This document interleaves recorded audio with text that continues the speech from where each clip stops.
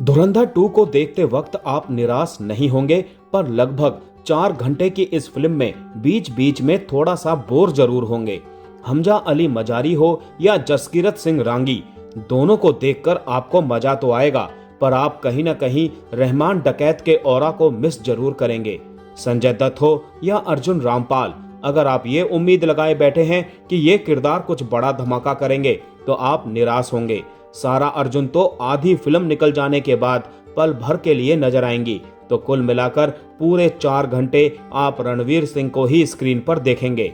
हाँ, माधवन और राकेश बेदी जरूर बीच बीच में जान फूंकते नजर आएंगे। फिल्म की शुरुआत और क्लाइमैक्स दोनों ही दमदार हैं, पर एक बड़ी कमी है जो पूरी फिल्म पर हावी है। दरअसल फिल्म की कहानी 6 चैप्टर में बांटी गई है। शुरुआत फ्लैशबैक से होती है, जहां जसकीरत सिंह रांगी और उसके परिवार को दिखाया गया है। जसकीरत के पिता भी फौजी थे और वो खुद भी फौज में भर्ती होने की तैयारी कर रहा था, पर तभी कुछ ऐसा होता है कि उसे अपने परिवार की रक्षा के लिए बंदूक उठानी पड़ती है। जसकीरत अपने परिवार के साथ हुए अन्याय का बदला लेने के लिए एक एमएलए के घर में घुसकर खून खराबा करता है। मामले में उसे उम्र कैद की सजा सुनाई जाती है। आगे जाकर आईबी डायरेक्टर अजय सान्याल यानी आर माधवन उसे देश के लिए कुछ करने का मौका देते हैं। इसके बाद जसकीरत पाकिस्तान में इंडिया का एजेंट बनकर एंट्री लेता है, जहां उसका नाम होता है हमजा अली मजारी। इसके आगे की कहानी फिल्म के पहले पार्ट में दिखाई गई थी और अब कहानी सीधा पहुंचती है रहमान डकैत की मौत से आगे। रहमान की मौत के बाद हमजा उसके छोटे भाई उजैर को लियारी की गद्दी पर बैठाकर अपने मकसद में आगे बढ़ता है। आगे जाकर मेजर इकबाल हमजा की मुलाकात अपने बड़े साहब से करवाते हैं। अब कौन है ये बड़े साहब? क्या हमजा का असली मकसद इन्हीं बड़े साहब को मारना है? क्या वो इस मकसद में कामयाब हो पाएगा? जानने के लिए आपको ये फिल्म देखनी पड़ेगी दोस्तों। पूरी फिल्म में रणवीर सिंह ही रणवीर सिंह छाए हुए हैं।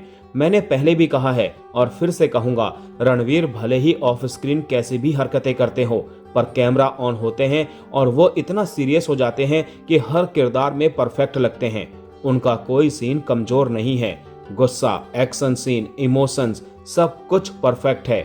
अर्जुन रामपाल को इस पार्ट में ज्यादा स्क्रीन स्पेस मिला है, पर उनका किरदार वैसा भयानक नहीं गढ़ा गया जैसा पहले पार्ट में दिखाया गया था। 1-2 सीन को छोड़कर उनके पास यहाँ एक्टिंग करने के लिए कुछ था भी नहीं। संजय दत्त उतने ही दिखे हैं जितना पहले पार्ट में थे। माधवन जब जब स्क्रीन पर आते हैं बिगड़ती हुई फिल्म को संभाल लेते हैं। सारा अर्जुन का फिल्म में सिर्फ एक ही बड़ा सीन है, बाकी फिल्म से वो पूरी तरह गायब ही हैं। राकेश बेदी पहले पार्ट की तरह इस पार्ट में भी सरप्राइज पैकेज ही हैं। यकीन मानिए, फिल्म के क्लाइमैक्स में आप उनके फैन बन जाएंगे। बाकी मानव गोहिल, गौरव गेरा, दानिश पंडोर और राज जुत्सी ने अपने किरदार के साथ पूरा न्याय किया है। इस पूरी फिल्म के लिए आदित्य धर ने जो कमाल की रिसर्च और डिटेल्ड वर्क किया है वो काबिले तारीफ है। यही धुरंधर के हिट होने की एक बड़ी वजह भी थी। पार्ट 2 में उन्होंने नोटबंदी, अतीक अहमद और दाऊद इब्राहिम का जो कनेक्शन जोड़ा है वो देखकर मजा भी आता है। हालांकि जिस तरह से उन्होंने पहले पार्ट में स्टोरी टाइट रखी थी और समय समय पर सरप्राइज दिया था, इस पार्ट में वैसा नहीं है।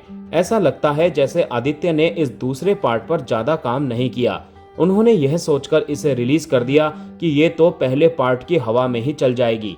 शुरुआत और क्लाइमैक्स छोड़ दें तो पूरी फिल्म में इक्का दुक्का ही यादगार सीन होंगे। एक्शन सीन अच्छे हैं, पर कुछ जबरन लंबे भी हैं। बाकी पूरी फिल्म तो इस तरह चलती है कि जैसे कोई कहानी शुरू की थी और अब बस उसे पूरा करना है। कई सीन और उसके आगे की कहानी का अंदाजा पहले ही लग जाता है। आदित्य यहाँ कुछ सरप्राइज एलिमेंट रखते तो मजा दोगुना हो जाता।